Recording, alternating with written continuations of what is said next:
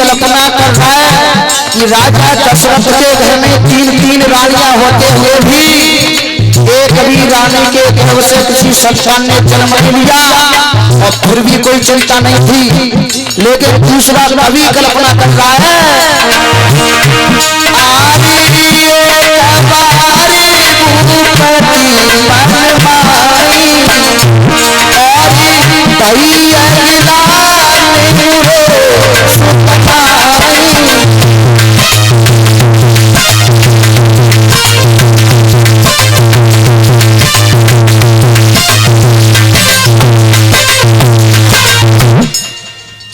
कवि कल्पना कर रहा है कि दशरथ के घर में 3-3 रानियां होते हुए भी कोई संतान नहीं थी और फिर भी कोई चिंता नहीं थी। लेकिन दूसरा कवि कल्पना कर रहा है, वो बाबा तुलसीदास जी चौपाई में लिख रहे हैं कि एक बारी और भूपति मन माही और भैया गिलानी मुरे सुतना। दूसरा कवि कल्पना कर रहा है कि दशरथ को एक बार गिलानी हुई, एक ही बार। दूसरा कवि कह रहा है कि दशरथ को गिलानी हुई, अफसोस हुआ लेकिन एक ही बार। तीसरा कवि कह रहा है एक बार हुआ तो कब हुआ और क्यों हुआ, एक ही बार क्यों हुआ। तो तीसरा कवि कल्पना कर रहा है कि जब दशरथ शिकार खेलने के लिए जा रहे थे, एक हिरण का पीछा कर रहे थे, उस हिरण का पीछा करते करते दशरथ को संज्ञा हो गई, लेकिन शिकार नहीं कर पाए। तब उस हिरण ने कहा कि राजन तुम मुझे नहीं मार सकती हो, मुझे वरदान मिला हुआ है। तुम्हें नहीं पता कौन सा वरदान मिला है। क्या बोले, दशरथ मुझे वरदान मिला है कि जा राजा के सुफल होई, ताप मेरो मरण होई।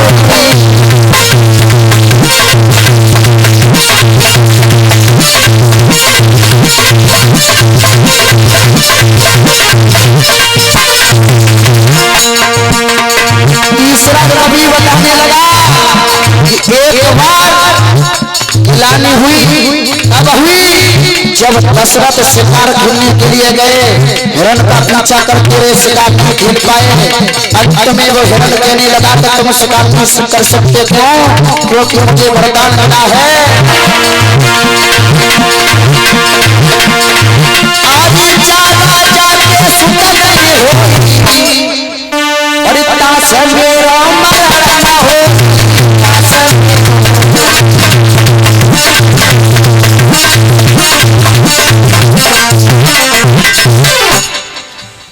वो हिरण कहने लगा, बोला प्रभु मुझे ये वरदान मिला हुआ है कि जा राजा के सुतन होई और तापे मेरो मरण न हुई।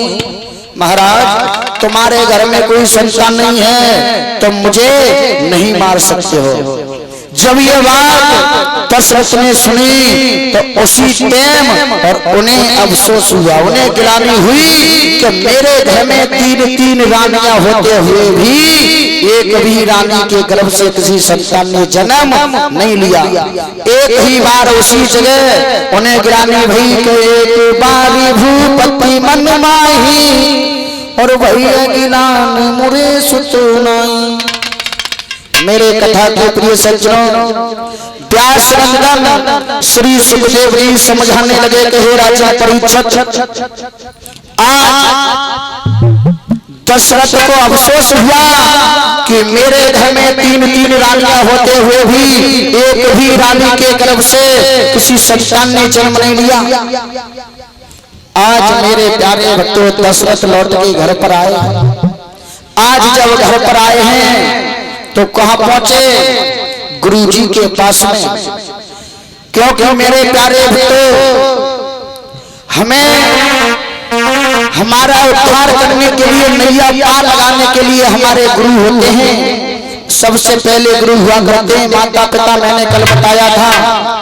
सबसे पहले गुरु माता पिता हुआ करते हैं और दूसरे गुरु वो हुआ करते हैं जो अंधकार की तरफ से उजाला की तरफ ले जाते हैं। आज मेरे प्यारे भक्तों, आज दशरथ गुरुजी के पास में पहुंचे, कहने लगे, बोले गुरुजी, मेरे घर में 3 रानियां होते हुए भी एक भी रानी के गर्भ से किसी संतान ने जन्म नहीं लिया। मेरे प्यारे भक्तों, आज गुरु वशिष्ठ कहने लगे हैं, बोले दशरथ, तुम ऐसा करो, अपने घर पर श्रृंगी ऋषि के द्वारा बुद्ध रोष्ट यज्ञ रचवाओ। तुम अपने घर पर श्रृंगी ऋषि के द्वारा बुद्ध रोष्ट यज्ञ रचवाओ। हो सकता है कि तुम्हारे घर में और संतान जरूर आ जाएगा।